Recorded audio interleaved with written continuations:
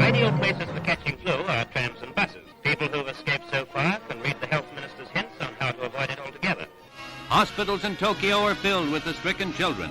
The epidemic is causing concern to health authorities around the world. AIDS, acquired immune deficiency syndrome. No one with AIDS has been cured. AIDS is now the leading cause of death among young people in this country. Since November, almost 8,500 people around the world have come down with SARS. The disease spreads to more than 30 countries. How H1N1 has spread so far.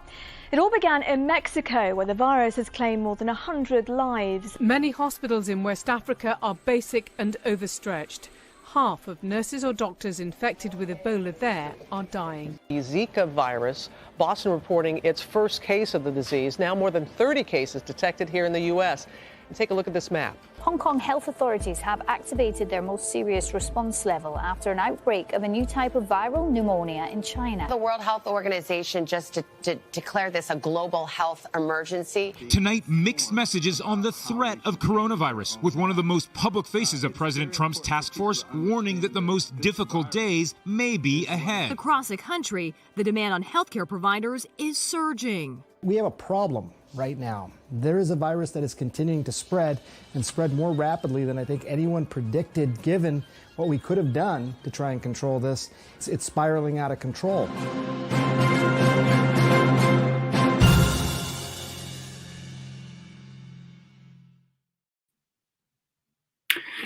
Thank you for joining us today for the 2021 Director's Lecture at the University of Michigan's Institute for Healthcare Policy and Innovation. I'm Dr. John Ayanian, Director of the Institute and the Alice Hamilton Professor of Medicine and Healthcare Policy here at the University of Michigan.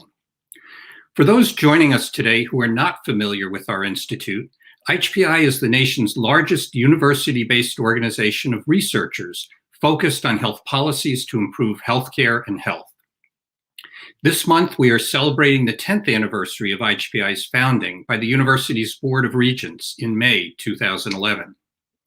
Over the past 10 years, IHPI has grown to include more than 670 faculty members across the University of Michigan's 3 campuses and 15 of its schools and colleges. Our faculty and students from diverse fields collaborate to help solve major health challenges, such as the quality and safety of healthcare, healthy aging, the opioid epidemic, health disparities, and of course, the COVID-19 pandemic. Since IHPI's founding, we have welcomed many respected policymakers, journalists, and health professionals to share their experiences and insights with our University of Michigan community through the annual Director's Lecture and other events. I'm very pleased to welcome back today's special guest, Dr. Sanjay Gupta. In 2018, Dr. Gupta and his wife, Rebecca, co-hosted IHPI's Gupta Family Hackathon for Health Communication, which brought together an energized group of 120 students to design new tools to improve how health information is shared. In 2017, IHPI and the university's Center for the History of Medicine co-sponsored a major conference featuring Dr. Gupta, along with Anthony Fauci, Paul Farmer, and other experts discussing the risks of global pandemics 3 years before COVID-19 came to dominate our lives. Today's conversation with Dr. Gupta will be moderated by my colleague, Dr. Preeti Malani. Dr. Malani is the university's chief health officer and a professor of internal medicine and infectious disease specialist at the medical school. She's also director of the National Poll on Healthy Aging that is based at IHPI and co-sponsored by AARP. Prior to medical school, Dr. Malani completed her master's in journalism at Northwestern University and worked as a reporter for the Dayton Daily News in Ohio. I expect you will find today's conversation between Dr. Gupta and Dr. Malani enlightening and engaging. If you would like to submit a question for Dr. Gupta, please email it to ihpievents@umich.edu. Please join me in welcoming Dr. Preeti Malani to introduce Dr. Sanjay Gupta and their discussion. Thank you, John. There's an expression that someone is so well known that they need no introduction. And while this description is often hyperbole, our guest today truly needs no introduction. We all know Dr. Sanjay Gupta as the Emmy Award-winning Chief Medical Correspondent for CNN, a constant presence during the pandemic, and trusted voice who's helped all of us navigate COVID-19. This is a role that Sanjay has honed and perfected during his 20 years at CNN, previously covering H1N1, Ebola, countless humanitarian crises, and sharing the stories of everyday people all over the world. Sanjay has always thought about health broadly, encouraging all of us to take better care of our minds and bodies. He's written multiple books on these topics, including his current bestseller, Keep Sharp. Something you may not know is that Sanjay remains clinically active as a practicing neurosurgeon, and 2 years ago, he was elected to the National Academy of Medicine. In addition, Sanjay is a dedicated girl dad, husband, son, brother, pet parent, and friend to many. He is a Michigan man to his core, born and raised in the Detroit area, and completing his undergraduate and medical degrees at the University of Michigan prior to doing his neurosurgery residency here as well. One of the silver linings to the pandemic for me has been the opportunity to catch up with Sanjay frequently, sometimes through cryptic text exchanged at odd hours, sometimes by phone. And I had the honor of joining him last summer to record a podcast titled, When Can I See My Grandkids? Much to the delight of grandparents everywhere. Before starting our conversation, I wanted to quickly share a photo that is perhaps the first time Sanjay and I got to share a stage. And if I can get the photo, this is a picture from 1987, taken at Mosher Jordan Hall. And Sanjay, I can't remember exactly what we were talking about, but I'm quite certain it wasn't a global pandemic. I don't think it was fashion either, based on those clothes. I know you need like a John Hughes film score right in the background. But anyway, it's my pleasure to welcome my dear friend, Dr. Sanjay Gupta. Preeti, thank you very much. And I'm glad you mentioned at the end that out of all those things, you mentioned 34 years of friendship with you is a real highlight for me as well. So what a privilege and an honor to be here. Thank you. Great. So Sanjay, this past year, it's been all COVID all the time, for you and actually for me as well. To get our conversation started, I'm wondering if you could reflect a bit about your experience during this extraordinary time as a journalist and as a physician. It's been so immersive, these last 14, 15 months. I mean, everyone talks about the fact that time feels warped and, this year in some ways has felt like a decade, all of that. I think for me personally, since January of last year, really felt like I have been sprinting, learning as much as I can about this virus. You're waking up early so you can speak to people on the other side of the world. We're in a pandemic, so understanding their perspectives on things on a daily basis, and really, just trying to be almost get a master's degree or a PhD in something very, very quickly. You're just constantly learning, frankly, learning way more than I guess you would say you would need to learn to be a journalist. I can report on these facts, but this became something that was almost an obsession, I think, in some ways. Immersing myself fully in this. The physician role is interesting because you remember in the spring of last year, I'm practicing within the Emory system, but essentially the hospitals went into almost full COVID mode. So we weren't really doing any elective operations for about 2 months, almost 7 weeks. And strangely, I got a little bit of a break because that would normally be, a significant amount of time.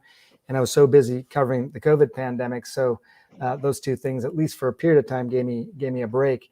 But it's been really immersive, and I guess that's the nature of a pandemic. You don't ever really get a break from it. What's been the most surprising thing about your experience covering the pandemic?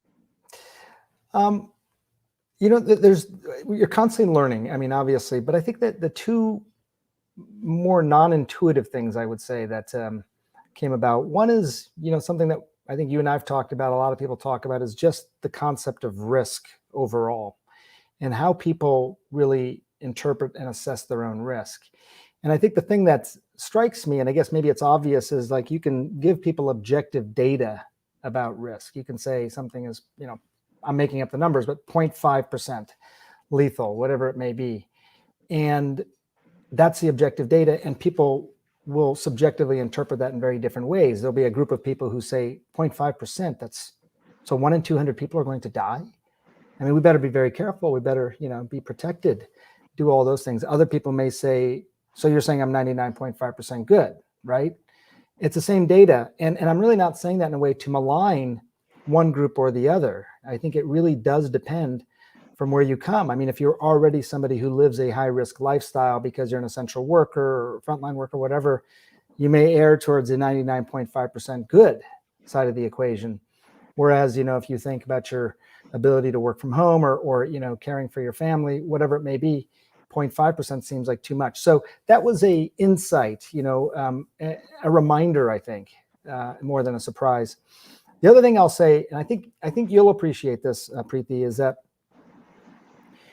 we call this a novel coronavirus, right? And so people understand coronavirus. I think sometimes the word novel is sort of glossed over. And I really think this is interesting beyond just the pandemic, that this is new. It's a new thing. And it's very hard, I think, especially as an adult, as opposed to a child, but an adult who has experiences and maybe even somebody who's very knowledgeable in a particular area. It's very difficult, I think, sometimes to let go of preconceived notions and treat something as truly novel, tabula rasa. I mean, obviously there's some similarities. It's a coronavirus. There's certain things we know. But I think there was this tendency initially, coronavirus from China, that's SARS. I'll put that in the SARS box. That's how that's going to behave. Pandemic potential, that's H1N1. I'll put that in the H1N1 box. This is how it's going to behave. And that could get in your way. So the idea of really, I mean, as an adult, when is the last time you experienced something for the first time?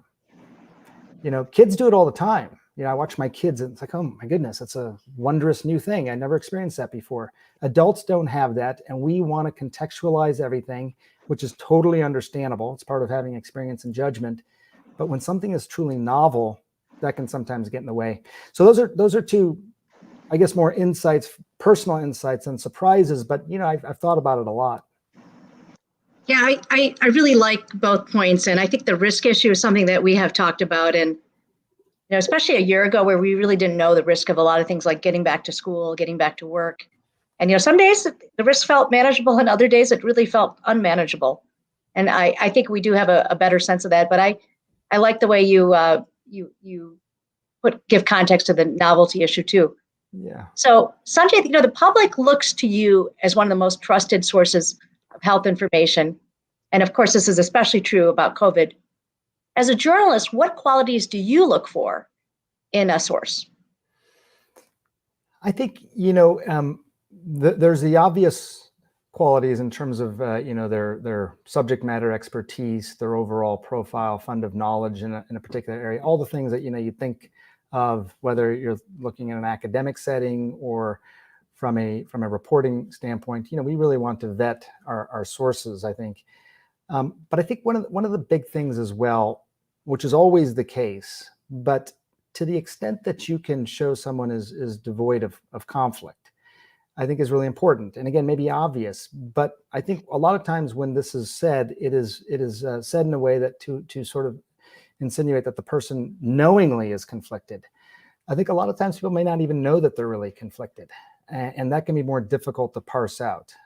It's not that they're not trying to knowingly give you bad information based on that conflict, but I think it does, it is something you have to look for. And I think it can diminish the credibility of the reporting in the public's eye if someone does have a conflict, even if it didn't necessarily affect the integrity of the subject matter.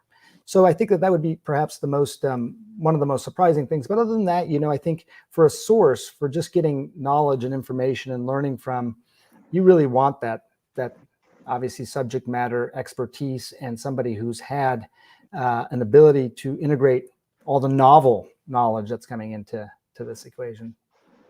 So I'm going to ask a related question, and it has to do with social media. And again, a lot of these questions came in during the last few weeks as we were advertising for this event. So these are some things that our colleagues are really interested in your view on. So with social media, as you know, a lot of researchers, clinicians, and scientists have really taken to Twitter and other platforms to communicate about either their own work or react to the work of others. And Twitter has actually verified a lot of them with the blue check. Mm-hmm. And what role does experts or a source, in your case, presence on social media play? And to ask it another way, in the current social media ecosystem, is there a risk of a bias favoring those sources or scientists that are more social media savvy experts versus people who are really more knowledgeable? Sure. Well, I think the answer to the question is yes, to be candid. There's a little, I mean, if for no other reason, the people who are out there on social media, I mean, if you're people who are producing television shows, news shows, and you're looking for different sources, I mean, that is a place that people go. A lot of times, if you're trying to find the first author of a paper that's recently come out, it is a process by which you go to the university, you get approvals and all that, which is understandable. But if someone is out on social media, they're basically saying, hey, I'm talking about this, I'm authorized to talk about this, whatever, I have this desire to get this information out there. It doesn't mean you still don't go through the vetting process, and all the things that we talked about earlier. But I think that it's not necessarily the case, I think, Preeti, that because someone has a social media profile and is a robust one, that they're less knowledgeable. I mean, we have people who are very knowledgeable. I mean, Rochelle Walensky, who's now the CDC director, she was a CNN contributor before she became CDC director. And one of the ways that I think I really have nothing to do with the process, but the way it's been described to me is that she was in her role at Brigham, putting a lot out on social media about, some of the thoughts about the virus initially. This is back in the spring of last year. So I think it can be helpful. I mean, we are at this sort of inflection point, I think, in terms of how people are gathering knowledge in the history of our world. And a lot of people are getting this information on social media. It's important for us, I think, as a television network to ensure the veracity of that, to do our homework, to do the checking, But essentially, these are people who are flagging to us, hey, I have this background. I want to talk about this. I think this is an issue. I'm raising a flag and putting it on social media. And sometimes that certainly gets our attention. So we got a lot of questions on medical misinformation and distrust in science. And I know this is something that you think about and talk about a lot. Maybe we can dig into these issues a bit. What can both healthcare professionals and the media do to combat the rampant medical misinformation and really more general distrust in science that is out there? Yeah, I think, that's a really difficult issue, I think, in some ways. And you asked me about surprises earlier. This, I guess, maybe qualifies as another sort of surprise to some extent. I think that the idea of having, data, evidence, facts as your currency as a science reporter has always been, I think, been the case and very important, and I thought would be enough, to present that. But it can get sometimes commingled with stuff that is bad information or feels overly political or whatever the case may be. I think that the surprise to me, and Dr. Fauci actually was the one who shared this with me. It was a survey that he read that he said that scientists and doctors have increasingly been perceived as arrogant, which I thought was a really interesting point. Sorry. I have somebody's calling on, is that your device or is that? No, Sorry. It's not mine. I don't know how that happened. I just got this thing, came across I still can't get my Zoom thing. I apologize. My phone is over here, so I don't know why that's ringing. Apologies. But I think that the idea that scientists or health experts, public health experts, can seem too didactic in how they're presenting information, especially given that we were all dealing with something that was novel, and we were learning together about this. We didn't know everything in the beginning. So how didactic will you be in a situation where knowledge is still emerging and changing even? And I think that was sort of an important point. So what do I do? I mean, I don't pretend that I have the absolute answer here, but I do think letting people in on the process becomes really helpful. Not in a way where you're trying to recite algebra textbooks to them, but I don't know the answer here. But let me tell you how I'm thinking about this. Here's why: when we saw 9 clusters in Wuhan initially of 3 people each, that was enough evidence of human to human transmission. That was when that evidence was sort of there. That's how it was sort of coming out. It hit the bar for that, or why we didn't come right out and say that vaccines prevent asymptomatic infection initially, because here's how a clinical trial works, right? Here's what they were looking for. Here's what they found. So I do find that letting people in on the process can be helpful towards combating misinformation and making it part of the story almost. Let me tell you the story of the scientists and how they collected this information. We got this documentary called Race for the Vaccine coming out next weekend, basically shot on 5 continents, where we wanted the scientists who are behind all these various vaccine platforms to explain it and also explain their, if they had any concerns about adverse effects and overall efficacy and all that. And sometimes that helps. There's about 18-20% of the country that I think always will be science skeptical. It's held up for the 20 years that I've been here, but I think there's a large movable middle in there as well. Yeah, no, I think a lot of that resonates with me. And yeah, I think one of the most difficult things has been that it's changed from the morning to the evening. They change, and thankfully now we're in a state where things aren't changing quite as much. But a year ago, what we said one day was different another, and I think that certainly adds to that skepticism. But just as a related question, even if you communicate evidence-based messages well, which you do, we still need to convince people to act and behave in ways that protect public health. And I think that's been difficult during the pandemic. How should we do that? Yeah, I think it is. And I think this does get back to the basic question of not only the message, but the messenger to some extent. And the messenger, not necessarily someone who's necessarily articulate, which is important, but more trusted. And I think, we have gotten to a point, I think, in our society, Preeti, where I do ask myself often, who are the honest brokers in our society? Like if you look back through history and you think, just as a human species, there were times in our history where there were people who we just absolutely trusted, right? Maybe at times it was from religious organizations, the clergy. Other times I know the military was the most trusted entity in the country. Other times it was small business owners. All these doctors, healthcare professionals are often among the most trusted people. But I think part of it is like, does the person have some sort of conflict? If they feel like there's a conflict, I think that makes it challenging.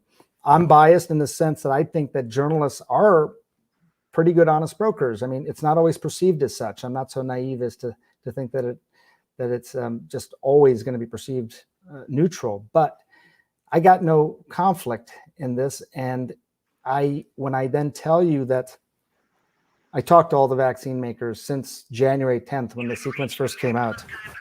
I apologize. Do you hear this noise? Yeah, but it's okay. I apologize for that. 15 months and I still can't figure out the technology on this. But I think that when I then say, I am so sorry. This is driving me insane. I'm sorry. I can't believe this. I have no idea. There's a phone somewhere. Like my phone's over here. It's just like Laurel and Hardy routine. My girls are probably punking me.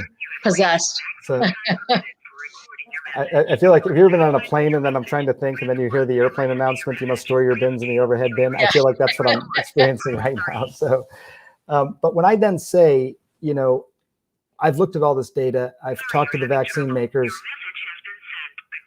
There you go. It's been sent. Yeah.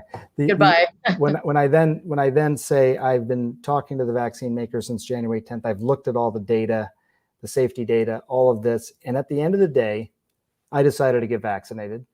I recommended that my wife get vaccinated. My kids are all between the ages of 12 and 15, and they'll likely have an authorized vaccine very soon, imminently. And they want to get vaccinated. My parents, who are both in their 70s, late 70s, got vaccinated. So, just saying, it's kind of like the conversation you may often have with your patients, Preeti, where you go in, you tell them what's happening, and then you lay out options. And at the end of the visit, it's always some version of, what would you do if it were you? Or if I were your mother, what would you recommend? And I think it's a fair question. I think what they're really asking you is, okay, you've shown me all the data, but now with all the subjective things and all the micro decisions that you make, when you put it all together, were you me, what would you do? And I think conveying that is important a little bit. Obviously, you can't do it for everything, but with vaccines, for vaccine hesitancy, for example, that was a way that we could present this knowledge. Yeah, no, I think you're absolutely right, and I do use that kind of messaging many times because in infectious disease, often there's not an easy answer, and you lay it out and you say, if this was my family member, this is what I would recommend, and it might change, and I think that is difficult. Again, it's a related point with the public health messaging. Some people have criticized the messaging as being viewed as negative, and this has certainly been true with masks, like this idea that if you don't wear a mask, you're going to get sick and you're a bad person. And what value can sort of a positive reinforcement have? And I think particularly in terms of incentivizing vaccination, we were talking right before we got started that in Georgia, for example, uptake has been poor. And Michigan, it's been okay, but it might be stalling a bit. So what can we do to sort of bring a more positive view on this? Well, I think you're absolutely right, first of all. And, I think that there's a lot of parallels between being a medical clinician taking care of patients and being a medical reporter and talking about these issues more broadly in this regard. You think about how you're dealing with patients, I think honesty has to be, the most important ingredient. I mean, you don't want to sugarcoat things or somehow try and gloss over things in an effort to not be as honest or forthright or transparent as possible about the gravity of the problem. But I don't think it also is a necessary thing to take away from hope. I think people say, well, I don't want to give bad news because I want to panic. Well, you have to be honest, but not panicking means presenting a problem with a plan. Okay, here's the issue here, but what I've been doing is my homework and thinking about this and all these things, and here are various potential plans. So I think you have to sort of present the two of those things together, but never. You don't be overly dire, but I don't think you should ever pull punches either in terms of just being really honest. So there's no misunderstanding of the gravity necessarily of a situation, and it's hard. It's hard if you're a doc. It's hard if you're a dad. In your life, it's hard to be that, but you have to do it. It's important. The other thing, Preeti, I'll just tell you on a more subjective note, I thought a lot about Maya Angelou's famous quote where she says some version of people may not always remember what you said, but they'll remember how you made them feel. And I think, again, whether it's your own family, whether it's your patients, whether it's on television, there is a subjective quality to this in the sense that, panic and making things overly dire, it can be your words, but also your body language and, your nonverbals as well. I had this long conversation. You remember Dr. Hoff? Yes. He was my chairman at Michigan. Just a wonderful guy, and one of these guys who I remember thinking about him. He always had a slight smile on his face, no matter what. You never saw him without a slight smile on his face, and that's how. And he would be in a patient's room sometimes, and it would be tough information he was giving the patient about what was going on, and he still had the smile. I remember thinking at that age, is that minimizing the problem to be having a little bit of a smile? I mean, is it seeming like you're not taking it seriously, which obviously wasn't the case for him. But what I realized watching him was that he was absolutely taking it seriously, but there was an openness about him. It wasn't didactic. It wasn't too clinical. The smile wasn't minimizing something. It was saying, I'm open. I'm empathetic. I'm here with you, not talking down at you. So I think all those things become really important when trying to convey, what may be bad information. I will say that the vaccine, just real quick, as much as we know that it will save people's lives, it's very protective. I think an important part of that message has to be, okay, now what do you get to do with that life? It's been saved essentially. Now, if I don't get to do anything differently with that life, then that's the positive thing that I think maybe you're alluding to. You want to couple it with positive messages like that. Yeah, absolutely. And thanks for bringing up a great memory of the wonderful Dr. Hoff. Yeah. That makes me smile. Yeah, and I think that positive messaging is something that we're talking a lot about on campus too, and just that not only are you going to be safer and everyone around you is safer, but you'll also not need to be tested. You'll not need to go to quarantine, things like that. So And speaking of vaccination, there's a lot of emphasis on, especially early on improving uptake in communities where there was concern about hesitance. And it turns out these communities are really quite diverse. They're urban, they're rural, they're young people, and there are different reasons for hesitancy. Can you talk about the role that communication plays in informing the public effectively? Is it, are we at the point where basically people have made a decision and they're going to stick with it? Yeah, I mean, this is a subject of a lot of polling, and as you well know, Preeti, this is not a totally new issue. I mean, this is we saw significant vaccine hesitancy around H1N1 back in 2009. I mean, significant, greater than 50% hesitancy or low vaccine confidence, depending on how which questionnaire you were looking at. So it's not a new issue. What they found back then, which I think is really interesting now, is that when you ultimately looked at what did make the biggest difference in people who were sort of in the movable middle, I think there's about 18% of people roughly who basically will not, say they absolutely will not get a vaccine or they can't be convinced. I can't remember the exact wording, but it's, around 18% that sort of fall into a very intransient sort of group. But for the movable middle, which is probably closer to, 20% itself, it was their local healthcare providers that far and away made the biggest difference in whether or not they would ultimately get it. It wasn't reporters, as much as I'd like to believe that it might have an impact. It wasn't celebrities. It wasn't politicians. It wasn't large PSA campaigns. They went through this polling, and recently they've done some updated polling now, 12 years later, and that sentiment remains the same.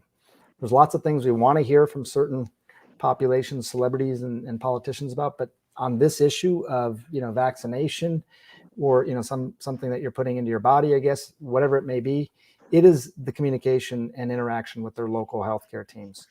So if you had to spend resources as a country trying to address vaccine hesitancy, the vast majority of it should be to make sure there's not significant vaccine hesitancy among healthcare workers, because there is, even among healthcare workers, it's somewhat reflective of the country. Now, healthcare workers is a broad, diverse group of people, but there is vaccine hesitancy there as well. But if you can address that, that is a good way then to make sure you have these ambassadors of good knowledge and information to combat vaccine hesitancy. Yeah, no, and in fact, our work with the National Poll on Healthy Aging, we found that as well, like more than half of respondents, and this was 50 to 80-year-olds, and this was done before the vaccine was even available. We polled in October, said that the recommendation of their doctor would really matter a lot to them. And I know that my friends who do primary care are really busy having important conversations with people. So, Sanjay, putting aside your journalist hat, as a physician, as a public health professional, if you had 30 seconds to convince someone to get the COVID-19 vaccine, what would you say? I would say that for the last 14 months, really since this whole process began, as a journalist, I've been studying it as a health reporter, scientific journalist, studying the whole process, talked to the vaccine makers, watched the clinical trials unfold, looked at the data very early on, watched the FDA advisory committee process, saw the CDC committees sort of make their deliberations on the vaccine. And at the end of the day, when I put it all together in the millions of micro decisions that go through all of our minds on a daily basis, I got vaccinated. I told my kids they should get vaccinated. My wife, who deals with chronic disease, got vaccinated, and my parents, who are in their late 70s and worried about this virus, got vaccinated. And we all got it, and we're all doing great and living these lives that I think are improved and less anxiety-ridden as a result. That's what I would say.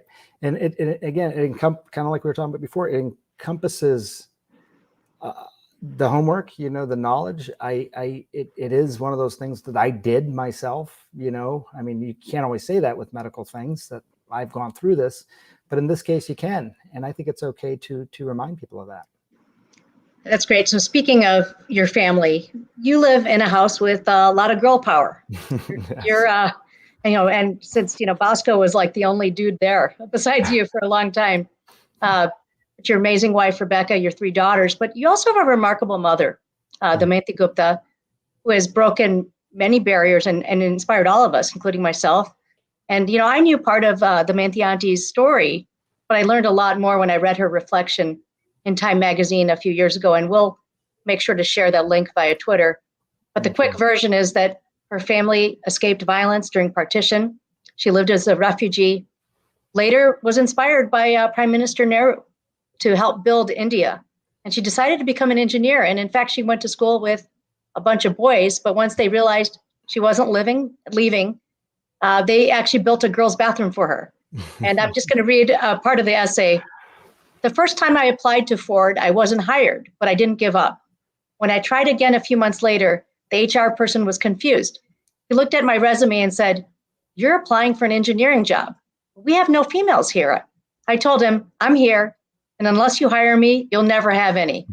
So she went on to become the first woman with a master's in engineering ever to be hired by Ford Motor Company. I could just picture her actually saying that. And my question, Sanjay, is just how your mom influenced you and your brother Sunil's career. Well, thank you for that, Preeti. I mean, she is as you know, a huge fan of yours as well. She'd be delighted to know that you just read that at this forum, and I'm gonna definitely tell her. I mean, she's been, such an influence in so many ways. I mean, just representative of who she is and what she overcame. I mean, it wasn't something she wore on her sleeves and constantly reminded us of. I was a refugee till I was 14 years old. I don't think she hardly ever did it. I mean, we still learn things about her life now that, Sunil and I are both, adults, and we have these conversations with her, which she still shares things that are brand new. But I think, there's no question for my mom. And I think, frankly, to be honest, a lot of people whose parents are immigrants, I mean, there was this belief that, like in our household, saying the word can't wasn't something that word wasn't used a lot. Can't, excuse me, what do you mean you can't? I do you know what I've done here? And I think there was also a desire to, our parents, because they had sacrificed so much, to make sure that we weren't running in place. You didn't just put us here to run in place for our short time here on this earth. You did all this stuff so that we could, just sprint. It didn't matter where we sprinted, what we did when we got there. Just do something, enjoy this blessing of life, and we are trying to make it as good for you as possible. So I think that was a big part of her impact on us as well. I mean, it's very, as you might imagine, it's challenging having a mom like that in some ways. She's demanding, she expects a lot, but you certainly you want to deliver. And I think Sunil would say the same thing. I mean, I think Sunil's 10 years younger than I am, but we in some ways had that same experience because of her. Yeah, and I'm sure the five granddaughters have a lot to say about their Dadi also. No, it's really amazing, and it's the same sort of thing. They learn things about her, and they're like, "Wait, Dadi did that? That was Dadi's life." They read the Time magazine profile on her, and it was kind of amazing. I'll tell you, you may know, I don't even know if this was in the article, but when she started at Ford, because they hired her, after that whole thing, and this is the mid 60s, and she's wearing a sari, and it's winter outside, and just to paint the picture for you, and she's literally cold calling, offices in Dearborn, Michigan. Eventually she gets hired, and they say to her, the person who's hiring her, "So your name is," and he can't say it, Damiente, he can't say it. He's like, "You're going to have a nickname. I can't possibly say this name." And sort of, she thinks about it for a second and then says, "Nickname's Rani." And Rani, as you know, Preeti, means queen in Hindi, which was just this. I mean, that's another great example of my mom, who basically said, "Okay, you're going to make me change my name. Well, then you will call me queen for the rest of my professional career," which that story kind of encapsulates her, I think, more than anything. Yeah, it's a great story. I hope people will read that. It's a wonderful reflection. So speaking of which, advice, some of our students and recent graduates and health professionals, they would like your advice on how they might venture into medical journalism. Well, I think it's a really growing area. When I got into medical journalism, there weren't a lot of people doing it. I mean, there was not that many on television.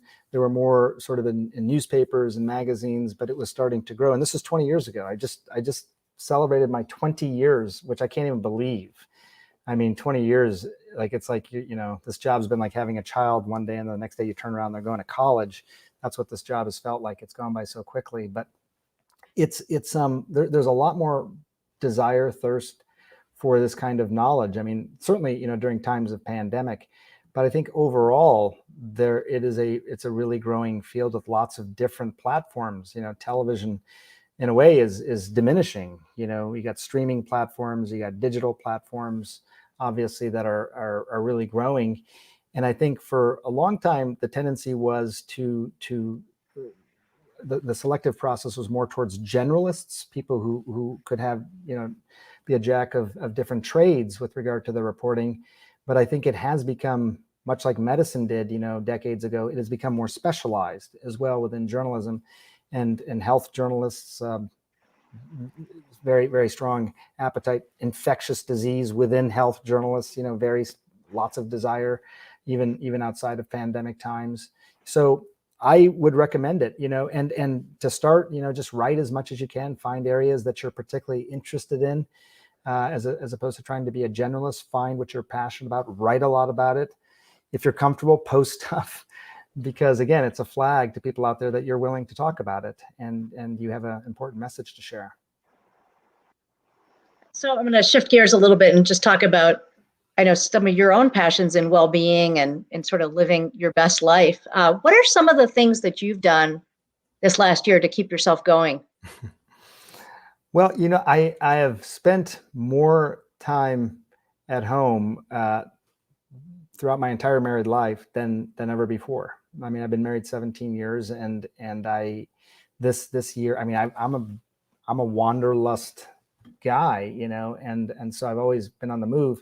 I spent a lot of time at home, and it's been wonderful. It's been great. I just never sort of saw myself being that sort of person. I'm mostly relegated to my basement, to be fair, because I have this 10 by 10 space, and that's where we built this little makeshift studio. But I've really, enjoyed being home with my family and doing things like taking walks. We'll try and take walks together and do things that we normally thought we would do only after we were retired. We find ourselves doing now. Just spending a lot of time together. We obviously haven't gone out, but the girls and I will have our spontaneous dance parties in the kitchen. I don't know. We've had a chance to spend a lot of time together, and I think there's nothing good about this pandemic, but there's been some silver linings, and I think that's maybe one of them. Someone said to me a while ago that there were sort of 4 personality types that were emerging from this pandemic. They were the hunk, the person who's working out all the time; the chunk, the person who's eating all the time; the drunk, the person who's drinking all the time; and the monk, the person who's gone into their meditative cocoon. And and they said people have gone through some version of all these at some point or another. But for me, just being so busy covering this pandemic, I've had a chance to really, I think, be reflective in a way that I hadn't before, when you're always on the move, driving kids to every carpool thing and flying off to various places. So it's been a very, very different life for everybody. But those are some of the biggest differences for us. What are some of the other silver linings, Sanjay? I think that the connections that I've had with even my own parents has been good. I think when we communicate now, we communicate on a different level. I think we were sort of falling into the pattern of having more perfunctory conversations. How are you doing? Doing fine. How are you doing? Doing fine. And it just was that. And this pandemic, because there was something that was always going on, the profoundness of our relationships, I think, have changed. But I have looked at this overall. It's hard for me, and I don't say this as an inherently pessimistic person, Preeti. I think you know me pretty well, but it's been a tough year. It's still tough for me to look at silver linings. I've known too many people who've died. I've known too many people who are still sick.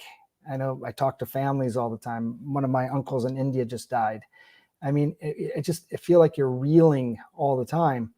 So it is, I think there'll be a time when I look back and I'll say, okay, this was a terrible period. Here were some of the silver linings, the resiliency maybe that people developed during this time, the preparedness for future pandemics, which I think everyone tells me is inevitable, frankly. At some point there'll be another one. that sort of learning and teaching. But I think we've just paid a really, a big price for these lessons this year. And I think I still very much think about lots of families that I was talking to on almost a daily basis early on in the pandemic whose loved one had died. And, it was just, I think that just sticks with you. I think as a doctor, as a human, that's a big part of me. Sanjay, my condolences to your family. I saw that about your uncle, and I think the situation in India. If maybe we can just chat on that. Early on in the pandemic, Michigan, which is both of us grew up, born here, raised here, had been hit very hard, and I don't know how that was for you to sort of watch that unfold, but sort of watching what's happening in India right now, and you've spent a lot of time there reporting and visiting with family, and that. Can you just talk about that? How that is for you to see that? Yeah, I mean, it's been really quite challenging. I have a lot of family. I don't know if you do as well, but all of my family is in New Delhi. Most of our family, extended family, lives there, and we're really close. We spend we have these long WhatsApp trails of conversations that everyone's weighing in on, and it's quite endearing. But this has been a tough time, Preeti. I think that what I would say is that I think for the most part this past year, they thought, we're being careful. And then in March of this year, they sort of heard that it was the end game. I think that was the exact quote that was made, by the health commissioner. And they took that to heart. And I think they thought this was the end game. And now they see what's unfolding in front of them and they're scared. I mean, the uncle who died, I mean, we don't know exactly when he was infected, but he essentially developed symptoms on a Tuesday and he died by Thursday and was cremated on Friday. I mean, it was like a trauma death. It was so sudden, there were family members around the world who are still learning about this. It's jarring. And I know there's millions of people who've had this happen to them, but it is jarring, when it happens. So that part of it's been hard. The one thing I will say is that I think a question for a lot of people early on in the pandemic in India was, we are surprised it didn't get hit harder. It's a very population dense area. If you look at the areas where you have some of the highest population density in the world, in some of these areas in Mumbai, why wasn't it hit harder? And there's all this speculation about various things, with pre-existing T-cell immunity, primarily outdoor ventilation, multi-generational households, all these types of things. But what is not the case is that the virus is different, right? I think sometimes people look at, Michigan, I mean, they were doing everything right and they still got hit hard. You can't look at that and say, well, the virus must be behaving differently over there, or everyone there is different somehow. That's not the case. You're missing something. Something happened. The virus is just the virus. It's just a little blob of genetic material. It has no free will, strategy, brain, anything. So what happened there? So, and I think it's the same thing in India. We don't know for sure why they were protected at the beginning. We have a decent idea of what's happening now in terms of large gatherings and more transmissible variants. But, it's really heartbreaking. Less than 2% of the country right now is vaccinated. They're going to be at this a while. Yeah, I'm just reflecting, Sanjay, on conversations that you and I had a year ago when India really hadn't had any cases or had very, very few cases, and all that speculation. And I think it, unfortunately, it's a cautionary tale. So looking ahead, what do you think the role of media is going to be in the next year regarding COVID communication and just really trying to keep up with whatever it is that this looks like?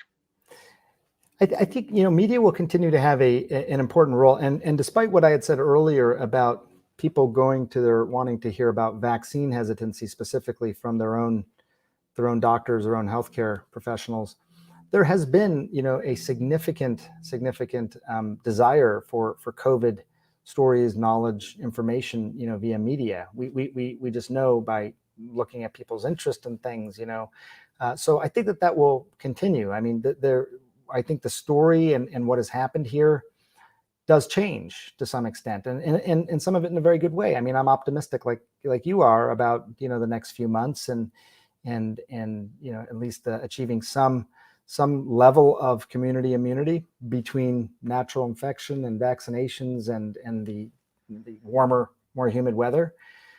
But I think going into the fall, I think media will have an important role in terms of what happens as everyone goes back to school, colleges, University of Michigan, places like that, and just how does that all unfold. But I also think the two other things, Preeti, that are really important, we have not fully, from a mental health standpoint, I think fully processed what has just happened here. I had this conversation with my 15-year-old the other day, Sage, and I just said, this is not normal, what is happening here. 600,000 people dying of a disease we did not even know about, or hadn't defined 15 months ago is not normal. It shouldn't just be that's just the expectation of the world. This will happen over and over again. We can do things to be prepared, to empower ourselves to be better prepared. And I think it's really important just from a mental health standpoint, so it doesn't feel like these things are preordained and you're helpless. But I also think, just when you look at the long hauling symptoms that people are developing, these numbers, if they're true, and we're still all learning, there will be entire hospitals, maybe even hospital systems dedicated to taking care of post-COVID. I mean, it is that significant when I talk to the researchers at Sinai in terms of what they're seeing, the types of care that patients are still needing 9-10 months after their diagnosis. So, hopefully these patients, it's not chronic disease and people do improve. We just don't know yet. We'll learn with the passage of time.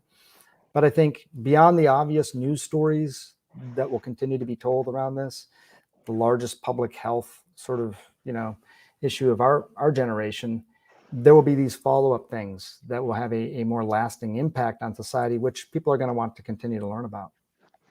Yeah, two things I say a lot are COVID is not the only risk to our health. And I think a lot about loneliness, social isolation, older adults, younger adults. And the focus has been on hospitalizations and deaths, but the cost of COVID is so much more than that. All the aspects of well-being, economic, financial, academic. I worry a lot about the academic piece too, of what people have missed out on. So, it may be in the rear view mirror, but I think it's still going to be there for a long, long time. Yeah, I totally agree. I will say on a optimistic note, you and I both know Howard Markel. Maybe he's even listening because he listens to these things quite religiously. But he's a historian, and he goes back and looks at the longer term impact of things, including 1918 flu pandemic. And all these questions, I think, are really relevant and important questions to ask. But, we also do have some historical precedent that there was a fairly rapid return, an earnest return at least to normalcy, the roaring 20s, which followed the 1918-1919 flu pandemic. It's not across the board, and like most things in life, it wasn't shared equitably, but there was this desire to have this return. And even if you follow kids out decades after that time period, was this more of an interruption to their lives or a derailment? It seemed more like an interruption. So we'll see if that happens this time around, or what the longer term impacts are going to be. But there's a little bit of cause for optimism. Yeah, I am optimistic. I worry about, what's going to happen between now and sort of that next phase. But there's a question that came in. I just want to ask it to you. How can Americans advocate for vaccine distribution to areas of the world that need them, such as India? Do you have any thoughts on that? Yeah, I mean, I think that, it's a really important question. And the United States, as the questioner may know, other people may know, does help fund programs such as COVAX, which does, distribute vaccines around the world. There's been all this discussion just over the last few days about lifting some of the intellectual property protections around vaccines to make them, at least the IP behind these vaccines, more readily available. And then even distributing some of the pre-purchased vaccines that were purchased here in the United States, like the AstraZeneca vaccine, which they pre-purchased but has not been authorized here. Some of that may be distributed. If the question is, what is the obligation? I think, there is a very practical obligation, which is that, I think this pandemic has reminded us, not taught us because we already knew, but reminded us that outbreaks anywhere can be outbreaks everywhere. We kind of have known this. And if India is continuing to have significant spread, that's a problem for the world. It really is. If for no other reason, you may inspire more mutations. Some of these mutations may develop escape immunity from the vaccines and cause issues all over the world. So there's that practical reason. I think there's obviously the humanitarian tug. I mean, I'm telling you, these images, and you look at this and you say, we live in one of the wealthiest countries in the world. This is a pandemic. We are all in this together. Let's define what that means. If there's no other time in our lives, in our history, do we have an opportunity to define what that means? We are all in this together. And here's one of them. So I think that there's that part of it as well. So, I mean, how do you decide? Like if you said I want to live in a totally equitable world, you'd say, well, the vulnerable people in every country get the vaccine first, 65 and older get the vaccine first. That obviously did not happen. And someone likened it to me as a metaphor, which is a metaphor you've heard, which is the oxygen mask drop on a plane. You always put yours on first so that you can then better help the people around you. And, maybe that's sort of if you had to sort of describe from a metaphorical standpoint, the foreign policy approach of vaccine distribution by the United States, that would kind of be maybe it, where we need to vaccinate, take care of our country, then we can better take care of the rest of the world. Perhaps, maybe it's not a metaphor that holds up exactly, but I think there is that fine balance. Right now, you got someone being vaccinated every second in high-income countries. 81% of the vaccines have gone to high-income countries, and 0.3% have gone to low-income countries. That obviously is the other extreme. That's the opposite of equity around the world. So there's a happy medium in there. So my last question to you, Sanjay, is what do you miss most about Ann Arbor? Ann Arbor is my favorite town. I still, to this day, having lived in so many places and around the country and visited so many places around the world, I love the food. I love the sports. I just love the atmosphere, in the sense that when I'm there, I feel like I'm surrounded by people who are just curious about the world. And, I love being in an academic town, but I miss it. I really, I miss it a lot. So I'm jealous of you. I got to say that I didn't wear my Michigan tie today, but Rebecca just put this in front of me. I do have maybe you see that, not my IHPI socks. Nice. Which I wear very proudly. It's like that old thing, like I did this talk and all I got was a t-shirt. Well, I have these socks, which I'm very proud of. These. No, that's great. Sanjay, this has been such a fun conversation. Thank you so much for joining us. And thank you for everything you do. You and Rebecca, your support of IHPI, Michigan Medicine, the university. And, it's not too early to start making plans for college visits with Sage. and I'm hoping we at least get 2 of the 3. So I hope to see you in Ann Arbor soon. And I'm going to turn it back to John to close us out. Thank you. Thank you, Sanjay and Preeti, for a very engaging conversation, and Sanjay for your shout out to our IHPI socks, one of our highest honors. I want to thank all of you watching and listening for joining us today. I invite you to visit the IHPI website at ihpi.umich.edu. Follow us on Twitter at @UM_IHPI, and sign up for our monthly newsletter, IHPI Informs, to learn more about our work to improve the quality, safety, equity, and affordability of healthcare. We wish you all the best, and go blue.